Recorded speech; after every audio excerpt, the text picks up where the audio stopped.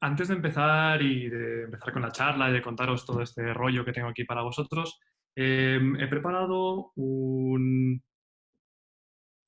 una pequeña encuestita que si entráis por aquí, y os voy a dejar el link también en el chat, o sea, o escaneáis el código QR este o le dais al link este que os he dejado en el chat de Zoom.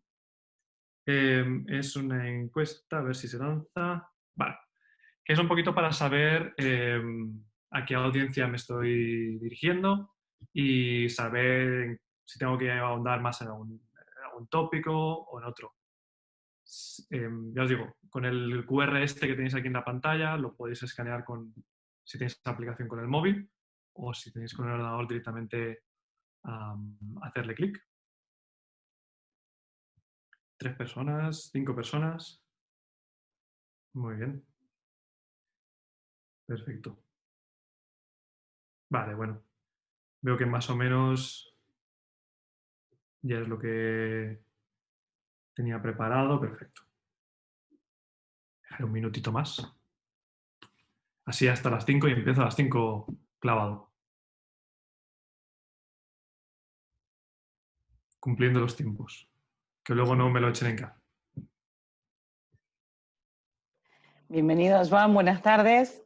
Hola, Aprovecho que todavía tenemos un minuto para dar la bienvenida a uno de los expertos y quizás más prácticos ponentes que vamos a tener hoy en todo lo que tiene que ver con materia de innovación en negocios exponenciales, sobre todo por tu experiencia actual y por tu trayectoria. Así que queríamos, en nombre de todo el equipo de los organizadores, de Germán, de Gonzalo, de Flavia y mío, darte la bienvenida, porque aparte de ser uno de los expositores, eres uno de los organizadores y el que ha hecho posible que estemos disfrutando de esta semana de tanto aprendizaje. Así que gracias y me encanta tu presentación. Muchísimo. Me ha sorprendido.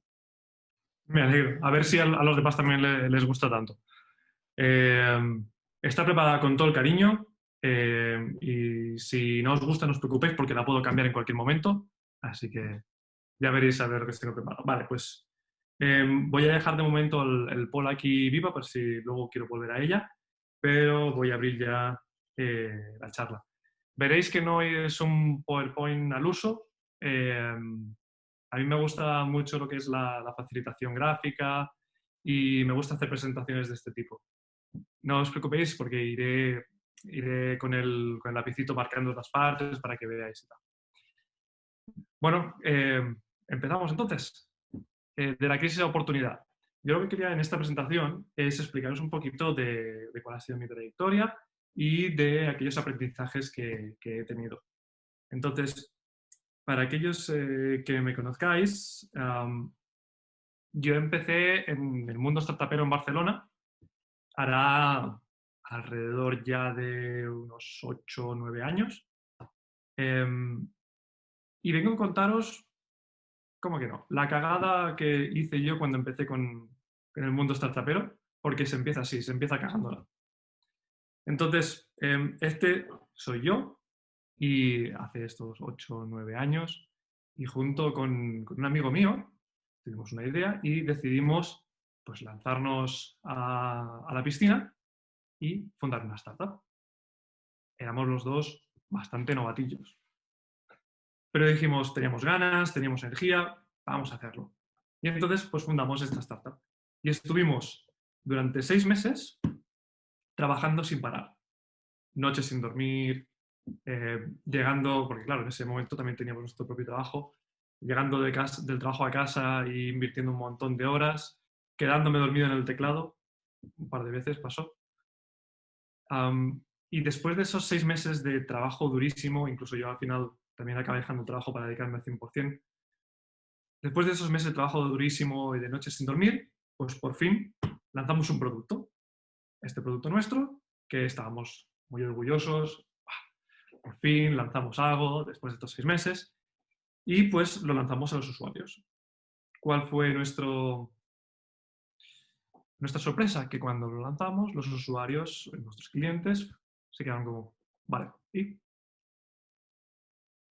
bueno, muy bien, muy bonito, tiene muchas funcionalidades y qué.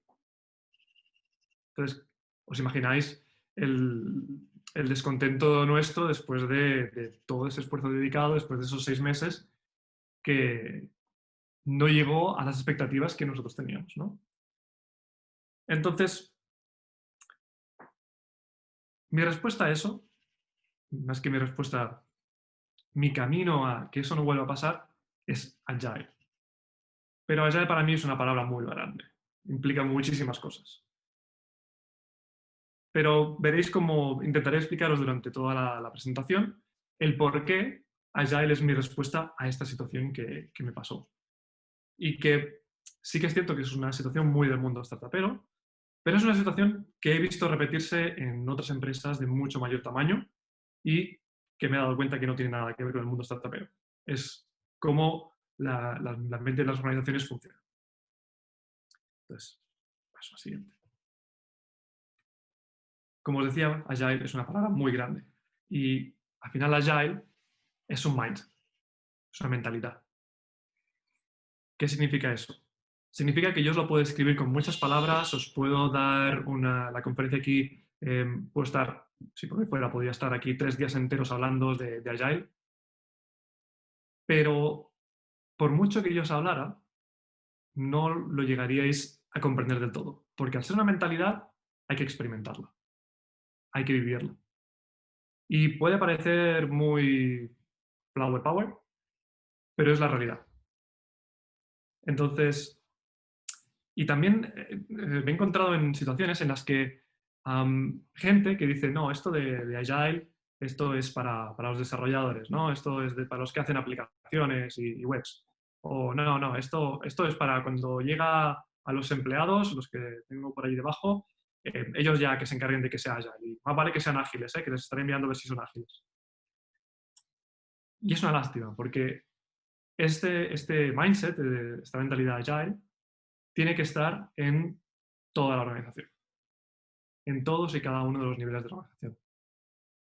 Porque no es una cosa que podamos hacer Agile, tenemos que ser ágiles. Y ser ágiles, si es como imaginaos, no me gusta poner mucho la metáfora de la máquina porque entonces comparamos a la gente con máquinas y eso no me gusta demasiado. Pero si la empresa la viésemos como una máquina y tenemos una pieza que va súper bien engranada, es una pieza nueva, bien engranada con su aceite y todo, va genial. Pero si todo el sistema de antes es un sistema de hace 200 años que está oxidado y que no funciona, pues muy bonita la pieza, pero ni de broma va a tener todo el potencial que pudiera llegar a tener. Entonces, ¿cómo hacemos de ese mindset, de esa mentalidad, una realidad? ¿No?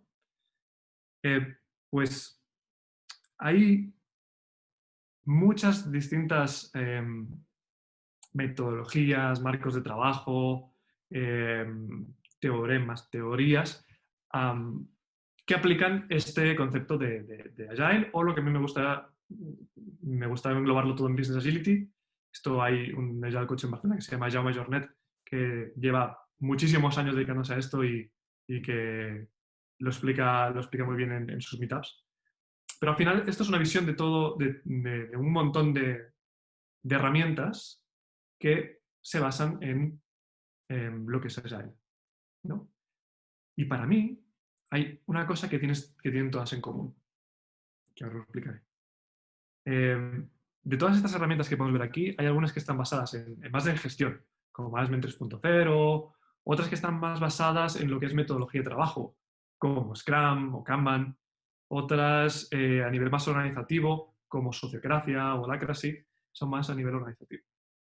Pero independientemente del foco que tengan, como os decía, todas tienen algo en común.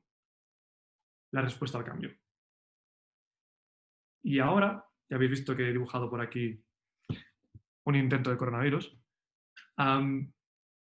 Ahora en el que vivimos en todo este cambio que ha habido por culpa o gracias al coronavirus y todo lo que está por venir, nos vamos a encontrar que es más importante que nunca tener esta facilidad de respuesta al cambio, de adaptabilidad, ¿no?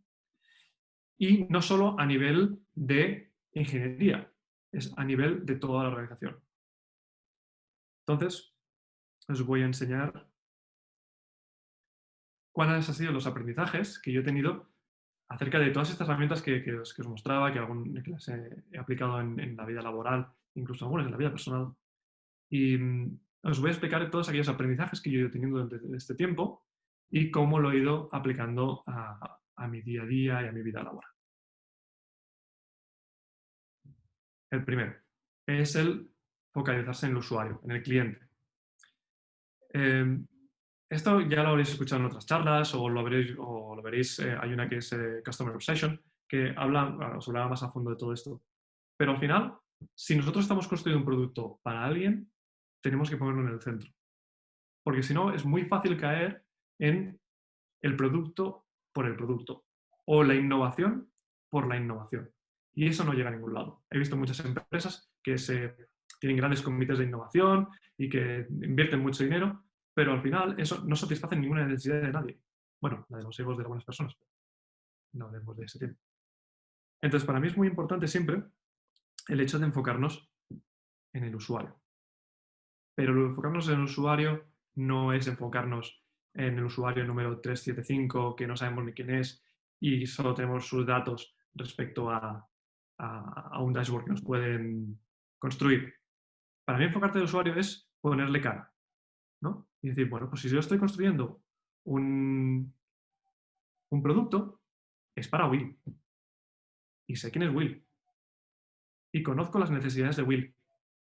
Y no estoy construyendo el producto para Matthew. Estoy construyendo el producto para Will. Y me conozco hasta los miedos que tiene. El qué es lo que le haría el no utilizarlo. El qué es lo que le haría utilizarlo. El qué problemas se encuentra en su día a día. Cuál es incluso su situación personal. Es muy importante ponerle cara a esos usuarios. Y no solo que vosotros, los que me estáis escuchando, le pongáis cara. Como os decía antes, igual que Agile tiene que ser aplicado a toda la empresa, esta filosofía también tiene que estar aplicada a todo. O sea, es muy importante que todo el mundo en nuestra organización sepa quién es el usuario, cómo es la vida de este usuario en general, qué es lo que vive Will en su día a día. Y si no lo ponemos en medio, es lo que os comentaba antes, es muy fácil caer en el hecho de construir un producto para nosotros mismos. Eso siempre nos encanta. Ha tenido una idea que me iría muy bien. Fantástico, genial, pero pon la mirada en ese usuario. Y pasemos al segundo punto. Ok, ya tenemos el usuario en el centro, lo tenemos muy bien mentalizado. Vale, sabemos que esto es lo que va a funcionar. A Will le va a gustar esto. Muy bien. Aquí hay un pequeño contrapunte y es que si no conocemos bien el problema, si no conocemos bien cuál es ese, podemos llamarle problema, pero podemos llamarle oportunidad. Normalmente problema es el nombre que se utiliza en la industria, pero también le podemos llamar oportunidad. Pero si no conocemos de dónde viene todo esto, cuál es realmente el problema que estamos intentando solucionar, es muy difícil el hecho luego de empezar de solucionar el problema correcto y de caer en eso que os decía de solucionarlo para nosotros mismos. Tenemos que conocer muy, muy, muy bien ese problema. Y por eso en metodologías como por ejemplo LeanUX, esto se basan mucho en el descubrir este problema, investigar para descubrir este problema. Y luego, una vez tenemos el problema y lo tenemos bien conocido y bien medido y todo, vamos a por las hipótesis. No ideas, hipótesis. Porque al final las hipótesis, o sea, las ideas que nosotros podemos tener es lo que nosotros creemos que va a funcionar. Pero en el fondo no lo sabemos. Porque como el producto era para Will, es a Will a quien tenemos que preguntarle si eso funciona. Entonces, es muy importante cuando atacamos un problema, cuando estemos intentando ver cómo podemos solucionar ese problema, tener todo un rango de hipótesis. Pues yo creo que si hacemos esto, puede ser que le solucionemos un poquito ese problema. Pues creo que si hacemos esto, le podemos solucionar un poquito más ese problema. y hacer todo este rango de hipótesis. E intentar validarlas lo antes posible. Porque podemos tener, vosotros imaginaos, tenemos un problema, ¿cuántas hipótesis podemos tener? ¿100? Las que queráis. Podemos hacer aquí un brainstorming también de 4 horas y sacar una lista de ideas increíble. ¿Cuál de ellas es la que funciona? No lo sabes. No lo sabemos. Entonces, la única forma de saber cuál de esas hipótesis es la que va a funcionar es el coger e ir validando una a una si es, validando o evaluando. Mejor evaluando. Evaluando esas hipótesis una a una para ver si realmente es lo que soluciona el problema. Y una teoría más. ¿Por qué tenemos que generar todas esas hipótesis? ¿No? ¿Qué es lo que nos va a hacer que empecemos a hablar de hacer hipótesis y de validar las hipótesis? Porque no todas las ideas valen. De hecho, Felipe Castro, que es un gran autor de OKRs, Objectives and Key Results, expone que de todas las ideas que podemos tener, 1/3 solucionan el problema y nos hacen mejorar las cosas, 1/3 no solucionan el problema y dejan las cosas tal cual, pero es que además hay 1/3 que no solo no soluciona el problema, sino que además que hace que las cosas vayan peor. Entonces, bueno, un momento. Ahora que ya sé que tengo que poner el usuario en el centro, ahora que ya sé que me tengo que enfocar en problemas e hipótesis, ostras, ¿vale? Entonces, ¿cuánto vale la pena invertir en hacer cosas que no sabemos si van a funcionar? Pues lo mínimo posible. Y aquí es donde vuelvo a introducir el tema de la respuesta al cambio.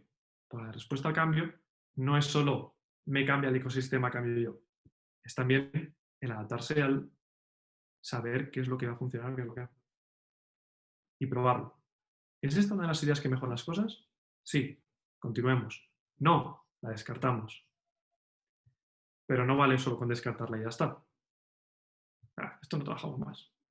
Hay que asegurarse que hemos aprendido algo. Porque al final todo esto que hablamos es aprender más acerca de cuál es nuestro usuario, aprender más de Will. Entonces, tenemos que de alguna manera dejar patentes esos aprendizajes que hemos llegado a tener con esa idea que no ha funcionado. Y a lo mejor también después, cuando tengas varias ideas que no funcionan, puedes ver qué patrón hay entre todas esas ideas. O si creáis un patrón, puede ser que no. En todos los sistemas en los que se hace un desarrollo de producto, ya sea, cuando hablo de desarrollo de producto, no entendáis solo ingeniería, webs, aplicaciones. Esto sirve para muchos ámbitos. Es muy importante tener un ratio de descarte importante. ¿Qué quiere decir con un ratio de descarte? Que es bueno tirar cosas a la basura. Aprendiendo. Pero es bueno tirar cosas a la basura. Porque eso significa que estamos siendo críticos con aquello que hacemos. Que no todo vale. Que si cogemos una idea y nos funciona, es porque realmente hemos invertido los recursos correctos y el usuario nos está diciendo que eso funciona. Porque es lo que os he dicho antes. No podemos hacer los productos para nosotros mismos. Y ese ratio de descarte se puede aplicar a todo, no solo a producto. Yo como Agile Coach muchas veces me encuentro pues intentando mejorar procesos, ¿no? Y esos procesos hay muchas veces que hacemos cambios que no funcionan. ¿Por qué? Pues porque igualmente que en el producto, lo que funciona en un sitio no tiene por qué funcionar en otros. Por ejemplo, ahora que estoy trabajando en FreeNow, lo que vale para Uber puede no valer para FreeNow. Es lo que hay. Entonces, lo que puede valer para un equipo puede no valer para otro. Y esto, la única manera de hacerlo es mediante el sistema de prueba-error, de experimentación. Es muy importante experimentar. Yo diría que es casi la base de mi trabajo, ¿no? Si no experimentamos, no podemos conseguir esos aprendizajes. Si hay algo que hacemos porque están en las buenas prácticas y nos va bien, ya sabemos que va a salir bien. Pero es muy importante decir, mira, esto no sé si me va a salir bien o me va a salir mal, pero lo importante de esto va a ser el aprender. y es lo que digo, esto no os hablo de producto. Os puedo hablar de productos, puedo hablar de proceso, de organización, de cómo hacer un motor de un coche. Esto se puede aplicar a muchos ámbitos distintos. Y veo que me ha dejado de compartir la pantalla, ¿verdad? Un segundito, vamos a arreglarlo. Un segundo.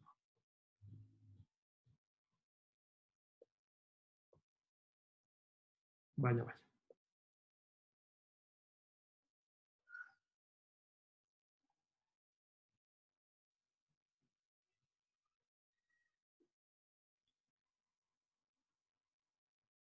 Un segundo porque ahora no sé dónde tengo el link.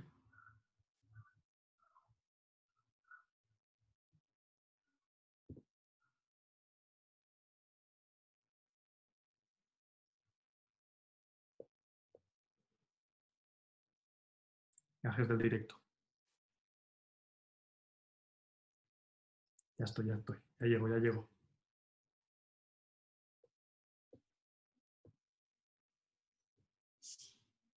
Ahora sí, ¿verdad? Ahora sí. Perfecto. Bueno, pues lo que os contaba, ¿no? Es muy importante la experimentación y el hecho de mirar muy bien qué ideas hacemos y cómo las hacemos, ¿no?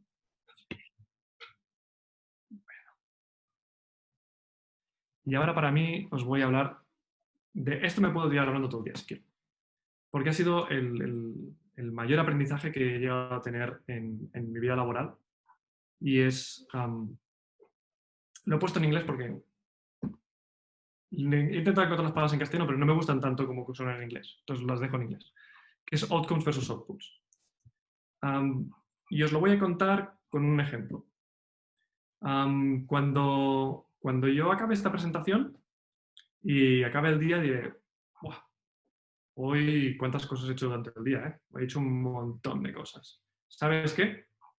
Me merezco una recompensa. Me voy a tomar una cerveza. Porque he hecho muchas cosas. Ha sido un día muy productivo. Muy bien. La pregunta que me hago es, ¿y qué he cambiado? ¿No? Es decir, todas estas tareas que yo he podido llegar a hacer, imaginaos que he hecho, yo qué sé, he hecho 20.000 cosas. ¿Qué han cambiado? ¿Han cambiado algo? ¿Ha mejorado la vida de alguien? Si no, ¿qué importa que haga 20.000 cosas? Esta presentación, cuando ya acabe, me voy a tomar la cerveza. Sí, pero ¿os ha servido a alguno de vosotros? ¿A alguien de los que está escuchando ha aprendido algo nuevo o ha cogido algo que pueda implementar en su vida? ¿O le ha plantado algo en el cerebro que ha dicho, si no, esta presentación no vale? Me tengo que enfocar en el hecho de tener un impacto, del cambiar la vida de alguien, del conseguir algo, no el hecho de hacer cosas. Hacer cosas no aporta nada. Y no solo eso, sino el saber qué significa éxito. Porque imaginaos de que, vale, hay una persona de todos vosotros que dice, pues mira, a mí sí que me ha gustado. Vale, ¿es suficiente una persona? ¿Cómo voy a medir que realmente ha sido un éxito o no? Le voy a preguntar a Flavia, oye, ¿qué te ha parecido? Y me va a decir, muy chulo. ¿Es suficiente eso para mí? ¿Es así como voy a medir mi éxito? Creo que son preguntas que hay que hacerse. Y no solo en el ámbito personal, como lo está haciendo yo ahora, sino en el ámbito empresarial. Que es, quiero hacer esta iniciativa, este proyecto, eh, esta épica, como le queramos llamar. ¿Qué va a cambiar el hacer eso? Y si no lo hacemos, ¿cambia algo? También es una pregunta que nos tenemos que hacer. Porque cambiar, hacer cosas, todos queremos hacer cosas y todo el mundo, sobre todo me acuerdo al principio del trabajo de remoto, todo el mundo muy preocupado por si se iban a hacer cosas o no se iban a hacer cosas. Yo estaba preocupado por si íbamos a conseguir lo que nos habíamos propuesto o no. Hacer cosas, ya sé que la gente va a hacer cosas. Pues esto es otro de los principios, ¿no? El hecho de fiarnos de la gente. Pero si te enfocas al final en los outcomes, en aquel impacto que tienes que conseguir, pues sabes que vas a cambiar algo. Sabes que tu impacto, o sea, que el impacto que hagas va a cambiar la vida de alguien y va a mejorar algo. Entonces, aquí es donde hay gente que me dice, bueno, esto es como aquello de, esa es la frase en inglés, trabajar, work smarter, not harder, ¿no? Trabajar de manera más inteligente, pero no más duro. Y al final es eso, es si nosotros nos enfocamos en trabajar de una manera más inteligente, enfocada más a conseguir algo, a definir qué es lo que significa éxito, cambia nuestra forma de ver las cosas. Y no nos encariñamos con la solución. Que eso es una cosa que también veo en organizaciones de todos los tamaños. Nos encariñamos mucho con la solución. Lo que tenemos que hacer es esto. Encariñémonos con lo que queremos conseguir, con el objetivo. Y al final, esto también tiene que ver mucho con las empresas consiguiendo su propósito, ¿no? Al final, para mí, lo que más me motiva en una empresa, sinceramente, no es el salario, no es el CEO. Para mí lo que más me motiva en una empresa es el propósito. Es el saber que estoy contribuyendo a algo, de que mi trabajo sirve para algo más que para ganarme un salario. Obviamente que necesito un salario y quiero vivir, y si me suben el sueldo no voy a decir que no, por supuesto. Pero necesito un propósito en la vida. Y el trabajo, para mí, me tiene que dar un propósito para que los eventos de calendario que vamos dando por aquí, me tiene que dar ese propósito. Y ese propósito, cuando te enfocas en el impacto, para mí es una dimensión completamente distinta. Y después de echaros todo este rollo, quiero volver a esta imagen del principio. Es decir, vale, muy bien, Joan, estuviste en la startup, te pasaste 6 meses trabajando a tope, ¿y qué? ¿No? ¿Qué es lo que hubieses cambiado? Pues precisamente esto las cosas que os estaba contando, el enfocarme al usuario, el hecho de enfocarme a los objetivos, al impacto de las cosas, el tener cuidado con las ideas, no encariñarte de esas ideas. Entonces lo que he intentado hacer es, en vez de seguir este flow, intentar haceros como, bueno, ¿cómo lo hubiese hecho distinto ahora que he aprendido todo eso? ¿No? Vale. Esto es lo que yo hice en un principio. Imaginaos que esta línea de aquí abajo es un timeline. ¿Cómo le gusta borrar en vez de pintar? Ahora.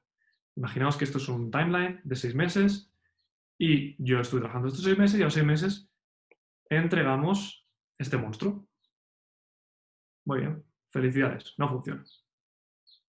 ¿Cómo podemos hacerlo? Bueno, pues en vez de entregar este monstruo a los 6 meses, ¿por qué no entregamos un poquito el primer mes, un poquito el segundo mes, un poquito el tercer mes, etcétera, etcétera, etcétera? O mejor, un poquito una semana, un poquito otra semana, un poquito otra semana, o mejor, un poquito el primer día, un poquito el segundo día. Al final, cuanto más pequeño lo hagamos, ¿no? Más rápido vamos a entregar algo con el menor tiempo invertido, ¿no? Suena bien. Pero para mí sigue teniendo esto algo que no me acaba de convencer. Y es que la solución que vamos a aplicar aquí al final es exactamente la misma que la que hicimos a los 6 meses. Simplemente que al principio vamos a hacer cachitos más pequeños. Pero esa no es la idea detrás de todo esto. La idea no es que hagamos lo mismo. La idea es que lo focalicemos distinto. Que cojamos y en vez de construirlo cachito a cachito, pongamos el usuario en medio. E intentemos solucionar el problema del usuario. Y se lo mostremos al usuario. Y el usuario nos diga si tiene sentido o no tiene sentido. y que hagamos todo ese proceso de entender el problema, de generar las hipótesis, porque a lo mejor de la otra manera no entregaremos el monstruo que aquí a lo mejor este no es el monstruo que entregamos a los 6 meses. A lo mejor no tiene tantas cosas. ¿Qué importa? Porque no, lo que me importa no es que tenga X número de cosas. No me importa hacer X número de funcionalidades, tareas o proyectos. Lo que me importa es que este señor de aquí, Will, utilice mi producto. Y si en vez de tener 5 cosas, el producto tenga 3, pues que tenga 3. Más vale 3 que funcionan bien que 80 que no funcionan. Y créeme que eso lo he visto en muchas grandes empresas que tienen aplicaciones y sitios web monstruosos en las que los usuarios utilizan un 20% de todo lo que tienen. Y el 80% restante son ideas que alguien ha implementado que utilizan un porcentaje muy pequeño de usuarios. Entonces, bueno, podemos tener una customización, sí que es cierto. Pero invirtamos el tiempo, invirtamos el esfuerzo en aquello que tiene más sentido.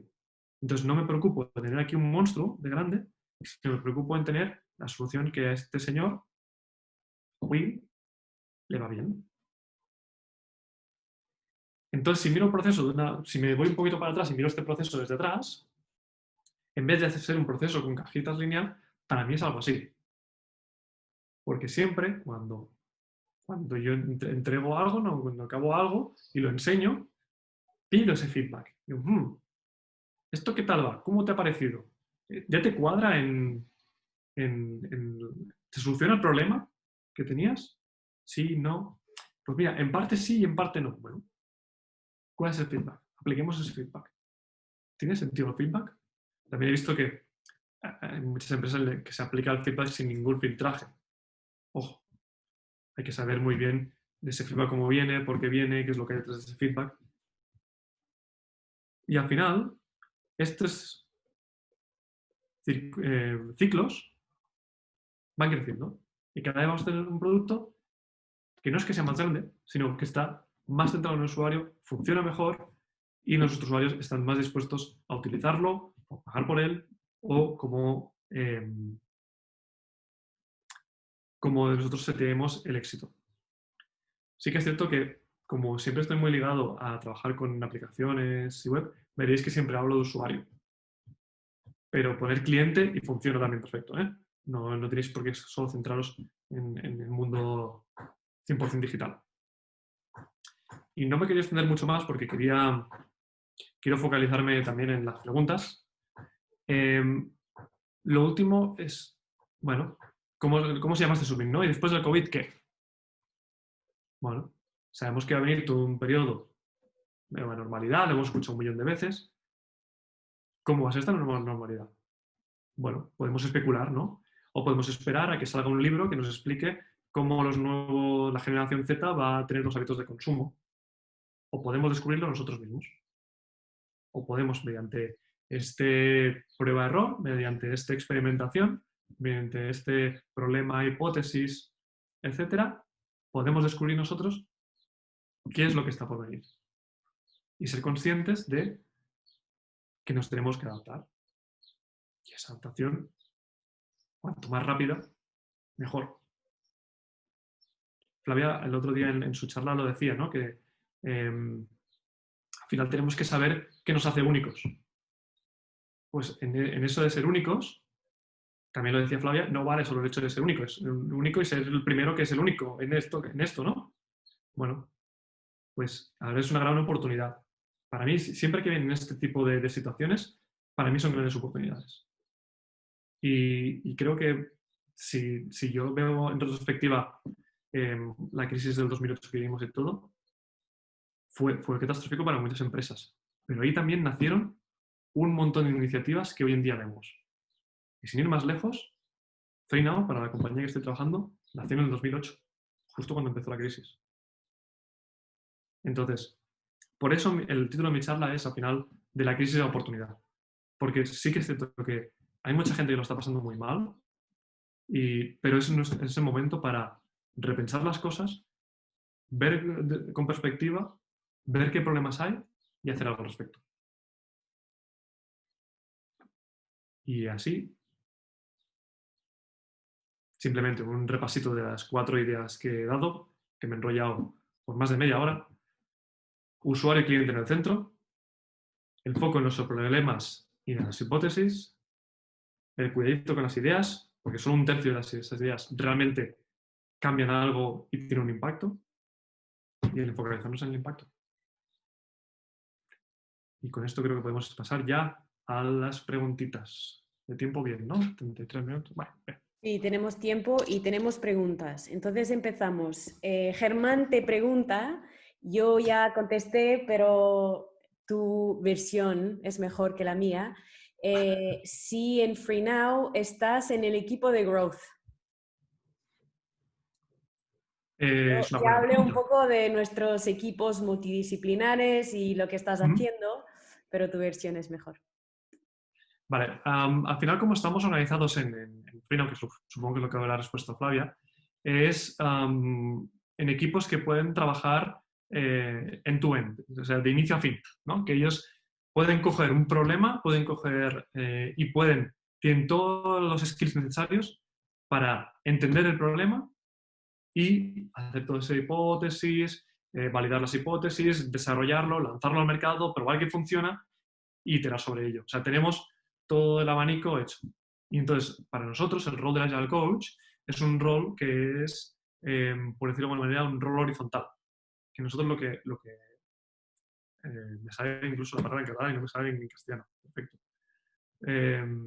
Nosotros lo que intentamos hacer es que no haya barreras entre los distintos roles o pilares dentro de nuestra organización, ¿no? Es decir, que producto, tecnología no sean dos cosas distintas, sino sean una sola, juntamente con UX y posteriormente, que esto aún no estamos en ello, pero nos va a venir un momento, marketing, gente de operations, que todos estén dentro de los mismos equipos y podamos realmente tener como pequeñas startups, por decirlo así, equipos que tengan una alineación muy alta entre ellos y que tengan una autonomía muy alta.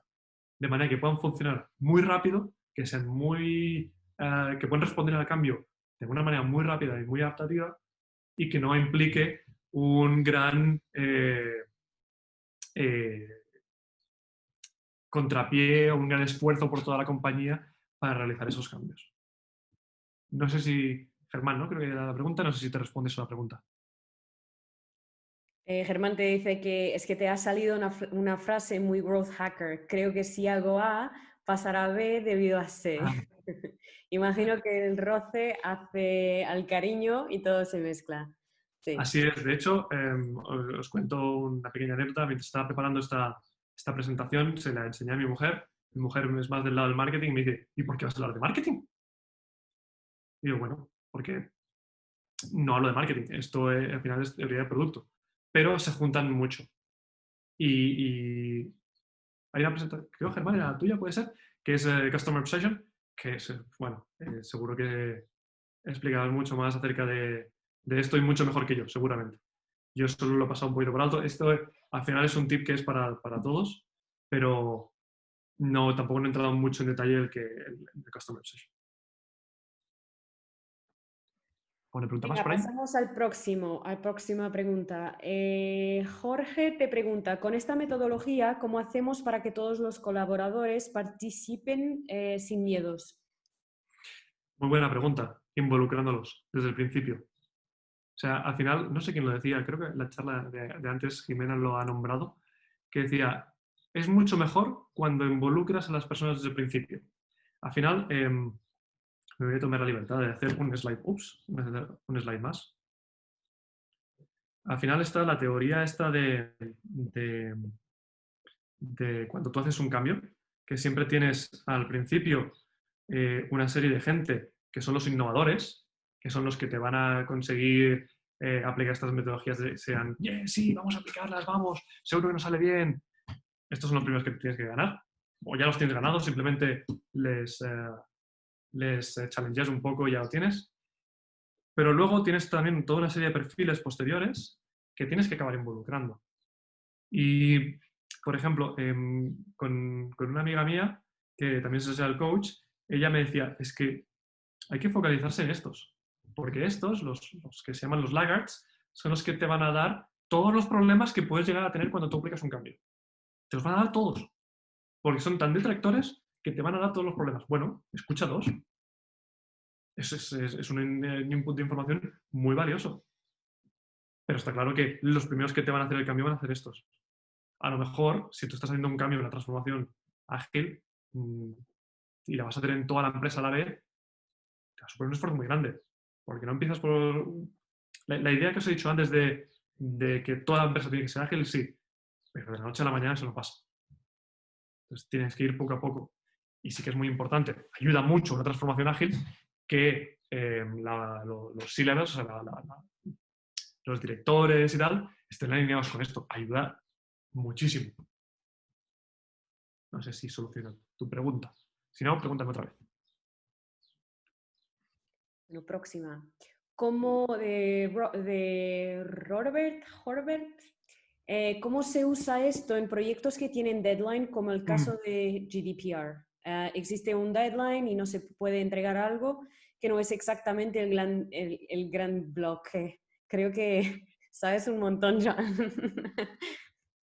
Robert, no sé quién eres, pero vamos, que como si te hubiera pagado para que me hicieses esta pregunta. Me encanta que me hagas esa pregunta. Y voy a introducir un concepto de Kanban, con vuestro permiso. Si veis que digo mucha jerga extraña, me lo decís e intento volver para atrás.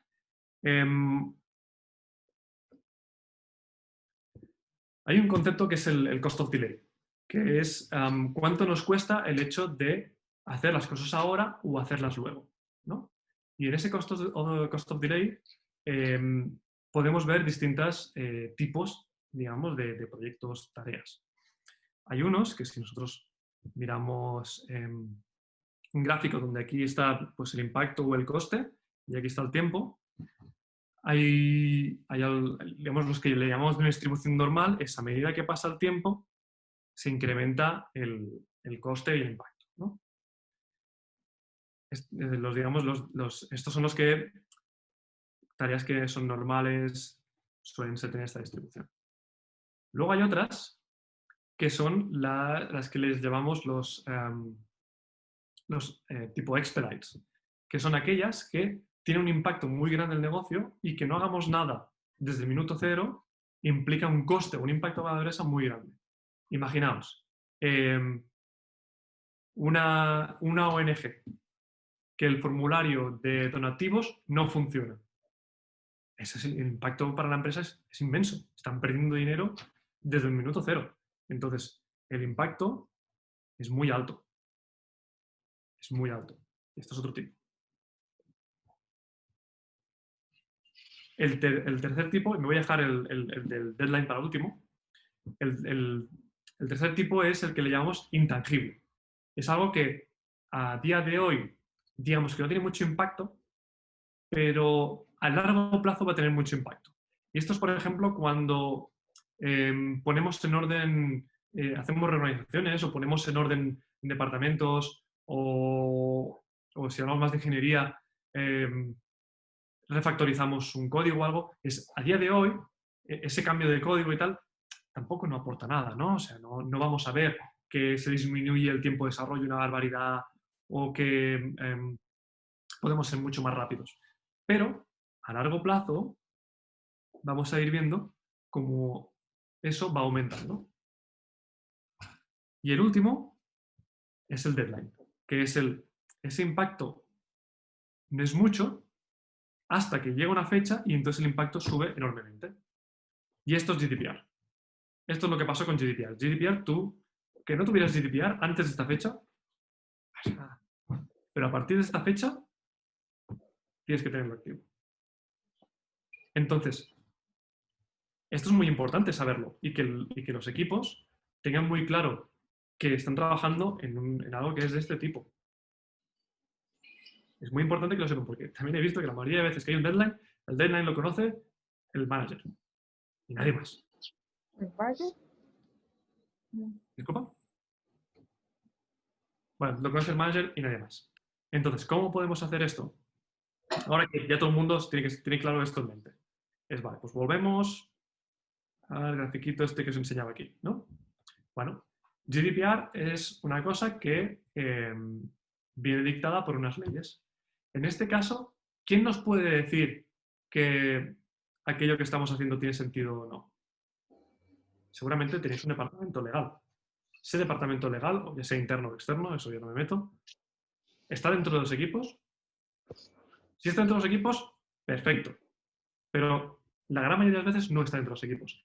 Entonces, este usuario que tenemos aquí, en este caso, está siendo el departamento legal.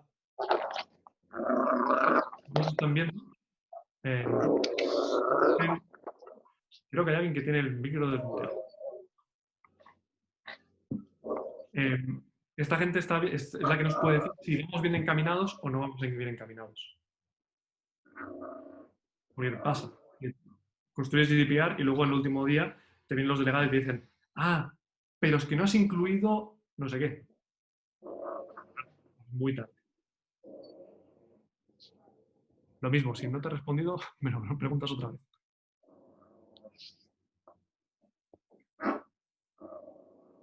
Perdona, estaba intentando No te apagar preocupes. el micrófono de María. Ya está. Venga, disculpa, Joan. No te Próximo. preocupes. Creo que ya estamos, ¿no? En las preguntas estaba Jorge, intentando te leer. dijo muy claro. Germán, enhorabuena, Joan. Muy dinámica y directa la presentación. Y creo que ya está. Ya Perfecto. hicimos la de los colaboradores, sí, creo que sí. Pues os dejo aquí mis datos de contacto. Podéis contactarme en cualquier red social. Si tenéis cualquier pregunta o queréis una aclaración posterior o estoy aquí para ayudar. Al final este Summit es para ayudar a las personas. Entonces, sí que es cierto que durante la presentación he dado cosas por entendidas, por decirlo así, y si queréis indagar un poquito más alguna de ellas, si necesitáis un poquito de ayuda, me lo decís y os lo explico yo mismo o os direcciono hacia materiales que os podéis leer o consultar. Y Gracias, Joan. Me gustó la presentación o la típica PowerPoint muy disruptiva y chula. qué raro que nadie me haya preguntado por qué aplicación estoy utilizando, porque me preguntan en todas las presentaciones. Es Paper, por si alguien lo quiere saber. Se llama Paper. María José te dice yo quería. Y te No, preguntan si es Prezi. mira, es Paper, se escribe así. Es para iPad.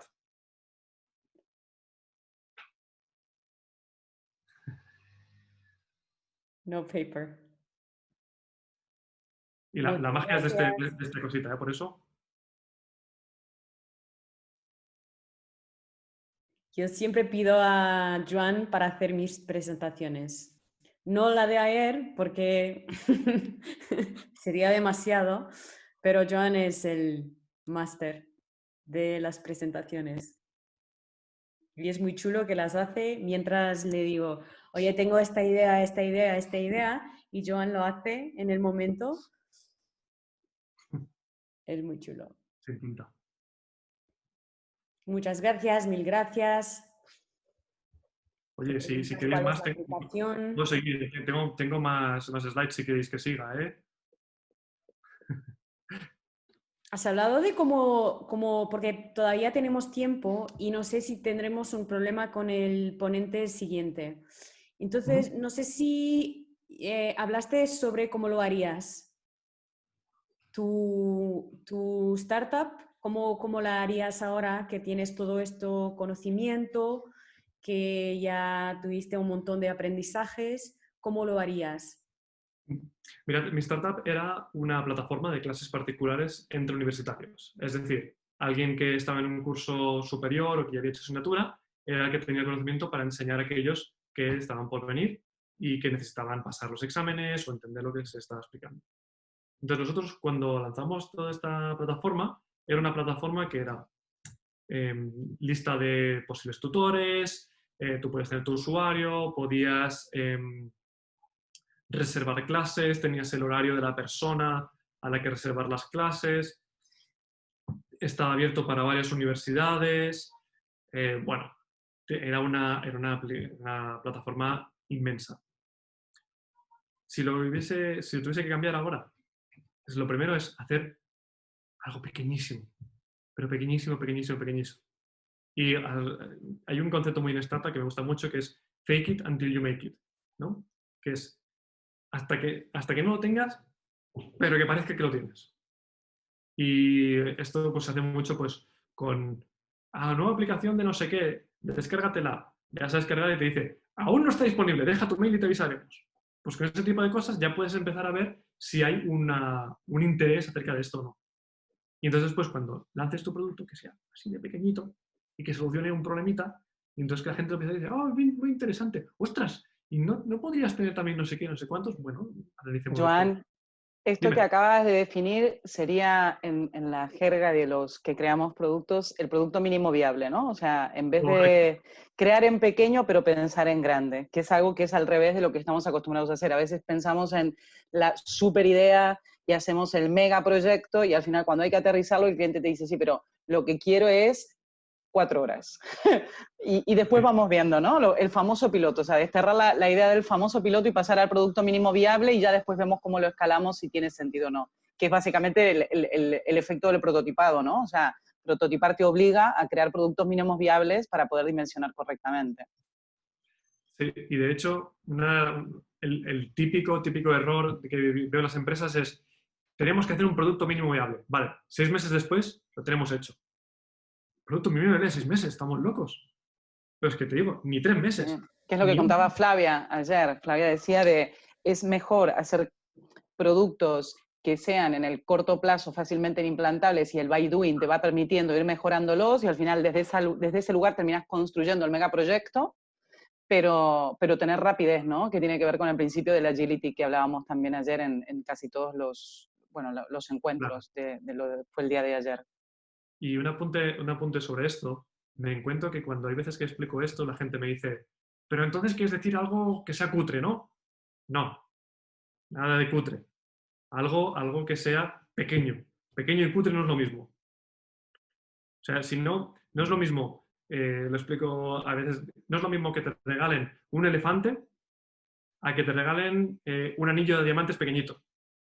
Hombre, pues un anillo de diamantes, hombre, está muy pequeño, Correcto. está muy Sí, bonito. y sobre todo, a mí me gusta la frase de Ferran Adrià, ¿no? Ferran Adrià siempre decía de que la innovación es algo Muy que cutre tú para mí. creas, pero que los demás están dispuestos a pagar por ello. Entonces, si tú al final tienes una gran idea, pero te estás adelantando 5 años, que es lo correcto, ¿no? Porque los que innovan se suelen adelantar, con lo cual muy rápidamente no son comprendidos, porque en el corto plazo les cuesta comprender al mercado lo que a lo mejor alguien está pensando a 5 años. Imaginemos lo que tenía Elon Musk, por ejemplo, en su mente hace 10 años. Recién ahora la sociedad está entendiendo lo que este hombre tenía en la mente, ¿no? Pero hace 10 años lo tildaban de loco y tal. Pero ¿él qué hizo? Bueno, nada, como yo quiero ir a Marte, voy a crear una empresa de coches, porque si vendo coches, la gente en el corto plazo, ese fue su producto mínimo viable, ¿no? O sea, creo Tesla, que venda coches, vamos a ir haciendo que la gente me vaya entendiendo poco a poco hasta, ¿no? Lo que ha sido el lanzamiento de sus cohetes espaciales, que es al final su propuesta de valor máximo, ¿no? Entonces, bueno, como De hecho, innovadores tenemos que hacer un poco este pensamiento, ¿no?